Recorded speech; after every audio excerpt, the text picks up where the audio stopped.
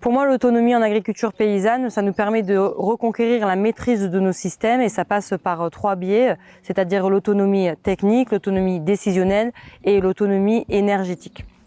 Pour accéder à l'autonomie technique, déjà on a simplifié le système, on est allé vers un système beaucoup plus économe et on passe du temps à se former pour avoir accès à la connaissance, au savoir et monter en compétences. La ration du troupeau, on n'achète rien à l'extérieur, on n'a pas de ration qui vient de l'extérieur pour les vaches puisqu'elles sont 100% herbes et le reste du troupeau bénéficie des céréales produites sur la ferme.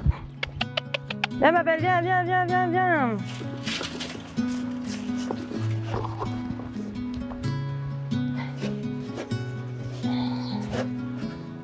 Du coup, ça c'est de l'enrubanage en boudin qu'on a réalisé sur la ferme. Ça nous évite d'avoir à les stocker sous le hangar.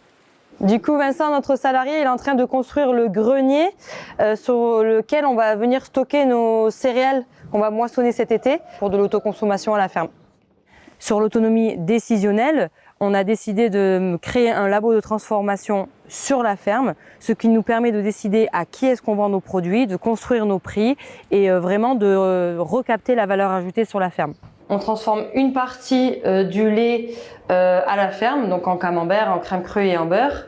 Et le reste du lait qui n'est pas transformé, il est commercialisé en circulant via Biolait. Ça c'est pour la map, comme ça. La map de Guémené-Pinfo où j'habite, donc à 20 km de la ferme, c'est un débouché en vente directe pour nous. Et j'ai des contrats pour ça qui sont signés à l'année et donc les gens nous payent intégralement au début de l'année. Donc ça nous permet d'avoir une trésorerie rapidement sur la ferme.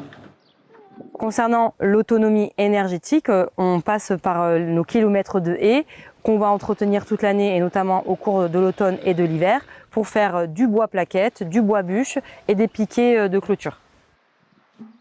Alors, du coup, ça c'est de la plaquette pour du bois énergie qu'on fait à la ferme et ça va ensuite dans la chaudière bois bûche de mon associé et on peut aussi le revendre à des particuliers, quoi. Ça, c'est la parcelle qu'on a tronçonnée cet hiver. Ça recèpe et ça va nous refaire une bouée de châtaignier qui, dans 15 ans, on pourra revenir tronçonner. Donc, ça permet vraiment d'avoir de l'énergie renouvelable sur le territoire. Et pour compléter cette autonomie énergétique, on a fait installer donc sur les hangars à fourrage de la ferme des panneaux photovoltaïques. Donc ça, c'est de l'électricité de revente. Donc on propose au territoire une énergie renouvelable et également des panneaux photovoltaïques sur la fromagerie avec des batteries qui sont en autoconsommation pour le matériel utilisé en fromagerie. Donc l'autonomie sur notre ferme, ça nous a permis d'être plus économe parce que pour moi, autonomie, ça rime avec économie.